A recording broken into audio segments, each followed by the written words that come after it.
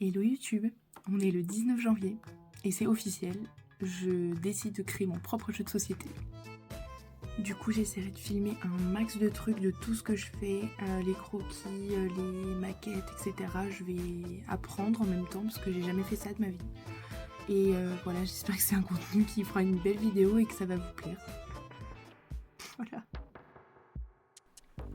Waouh, je sais que vous vous dites waouh, la nana elle fait un projet de folie. En plus, ses plans de caméra ils sont fous. Mais en fait, pour tout vous dire, j'ai pas retouché au projet pendant 6 mois. Jusqu'à ce qu'il se passe ceci.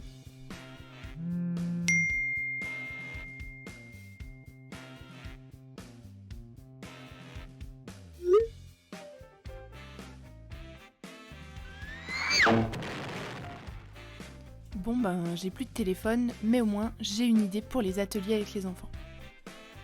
Pour être un peu plus clair, ce sera des ateliers dessin. Le but ce sera donc que les enfants dessinent le jeu de société, mais pour gagner du temps, il fallait une base de jeu et c'est ça que je suis en train de créer. Bien sûr, il a fallu tester, retester et re-retester le jeu pour être sûr qu'il fonctionnait correctement. Il n'y a plus personne devant la police pour essayer de rattraper l'autre. Et après, toi, le but c'est que tu passes par-dessus. Ouais, j'avoue. Bah, du coup, il n'y a plus personne devant, elle va finir le jeu et on va jouer tout seul. Maintenant. 1.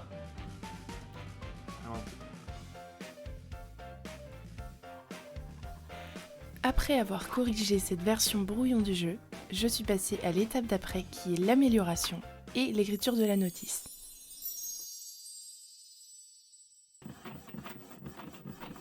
Pour cela, j'ai tout pimpé sur Illustrator, nouveaux dés, nouveaux plateaux et nouvelles cartes.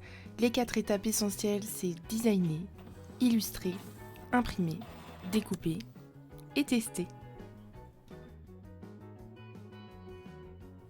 Ensuite, j'ai pu rédiger la notice du jeu en me basant sur des notices déjà existantes. Mes sources d'inspiration pour ce jeu, c'était le jeu Cerbère et le jeu de loi classique. Donc rien de très compliqué, il a suffi de remodifier quelques phrases et le tour était joué. Pour les visuels, vous allez me dire, mais c'était pas aux enfants de dessiner ? Si, c'est vrai que je ne suis plus une enfant. Mais en fait, j'ai pas pu m'empêcher de tester des visuels parce que le projet m'inspirait de fou.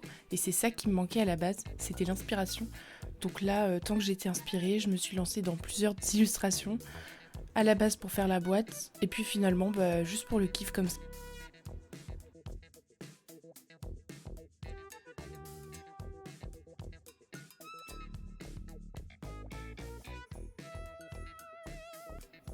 Et je trouvais quand même qu'il fallait que je trouve un nom pour mettre en image, mettre en lumière tout ce que j'avais fait.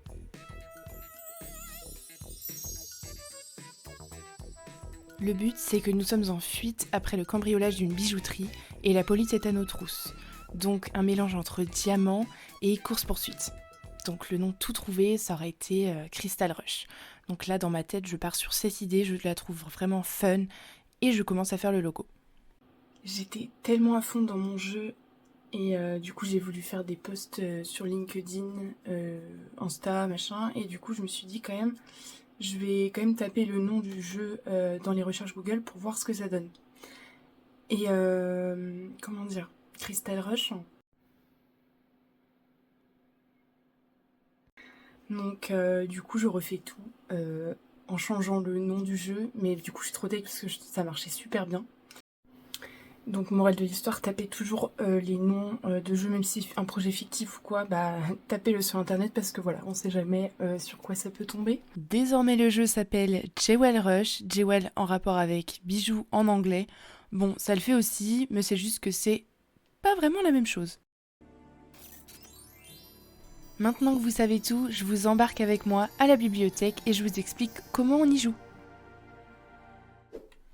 Tout d'abord, c'est un jeu où nous allons incarner les pions, nous allons donc devoir nous déplacer dans la pièce afin de créer notre propre circuit. Une fois le circuit choisi et posé au sol, c'est aux joueurs de sélectionner leur carte personnage et d'attraper une sacoche remplie de 3 pièces. La partie est lancée, chaque joueur avance grâce au dé rouge et a l'opportunité de remporter des pièces supplémentaires. Mais gare à vous, car la police n'est jamais loin derrière vous. Si elle s'arrête sur votre case, c'est direction la prison et vous redonnez la totalité de vos pièces. La partie se termine quand un des joueurs franchit la ligne d'arrivée. Les butins sont donc additionnés avec tous les joueurs restants, sauf ceux qui étaient en prison au moment de la fin du jeu. Bravo les petits génies!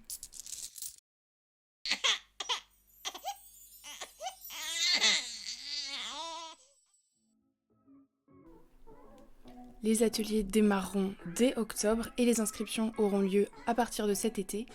Les enfants auront de quoi bien s'occuper, il faudra dessiner les cases, les jetons, la boîte, pourquoi pas, les personnages également. Et mon travail servira à orienter un petit peu le style graphique du jeu.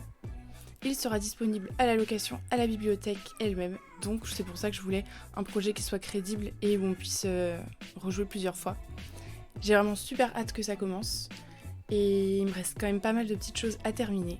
Donc je vous souhaite de bonnes vacances, on se retrouve très bientôt et en attendant si la vidéo vous a plu, laissez un petit commentaire et un petit pouce bleu.